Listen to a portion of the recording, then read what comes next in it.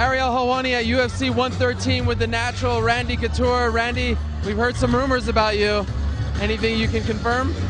It's not official yet, but we're getting real close to signing James Toney at UFC 118 in Boston.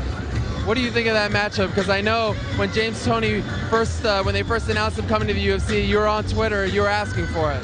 Yeah, absolutely. He's been running his mouth saying he's going to knock everybody out. I'd be happy to welcome him to MMA. I think it's a great crossover fight.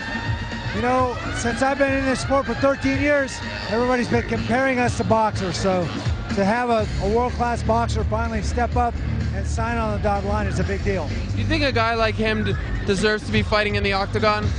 Deserves? I mean, who says? He's a 4-time world champion in boxing. He wants to try his hand at MMA. He thinks he can knock everybody out. Why not? But let me explain. There are guys who work years and years to get here, and he has never fought in an MMA match. You know, does he just get the right to go in? I worked years and years in wrestling and walked right into mixed martial arts. My very first fight was a UFC. So, different time though, no? It doesn't matter. Combative sports are combative sports. He's going to be a formidable opponent because he's a very, very good striker. They don't call him lights out for nothing. I've obviously have a wrestling background. How does that match up? That's an interesting matchup in my opinion. It crosses over. We're going to draw a bunch of boxers in to watch our sport for the first time ever. It's good. A lot of people will say that if you think to stand with him for 1 second, you'd be making a big mistake just based on your wrestling skills. Will you try to stand and bang with him?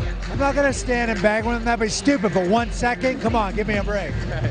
I can stand with him as long as I need to stand with him to put him where I need to put him to beat him up, to beat his ass. When you go in there, will you feel as though you are representing this sport? Absolutely.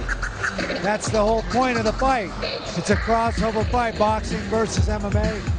And I will gladly represent mixed martial arts. And is the point of this fight maybe to never have him fight in the UFC again, to say, you know what, you should stick to your sport? No, I don't think that's true.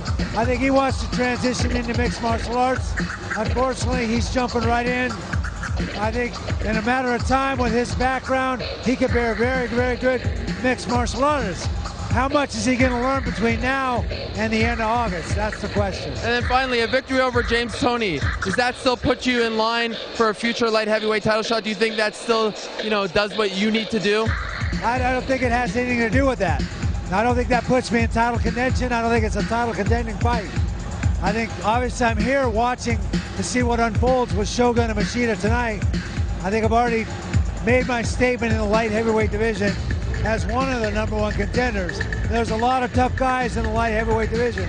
I hope to get the nod and fight the winner of the fight tonight, but James Toney doesn't help me get there. It's just an interesting crossover fight. All right, Randy, well, thank you for the time, and we're really looking forward to that one. Thanks, me too.